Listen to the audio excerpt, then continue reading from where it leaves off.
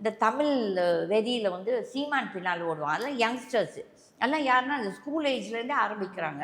அதுக்கப்புறம் அவங்க ஒரு 20, 30 வருஷம் அவனோட போயிட்டு அதுக்கப்புறம் சீமானை பற்றி தெரிஞ்ச உடனே அவங்க வாழ்க்கையே இதாயிடுச்சு. அவங்க குடும்பங்களுக்கு சம்பாதிச்சு பணம் கொடுப்பாங்க. எல்லாம் கட்சிக்கு போய் கொடுப்பாங்க. அதுக்கப்புறம் இப்போ ஃபீல் அந்த மாதிரி நிறைய பேர் என்கிட்டயே வந்தாங்க.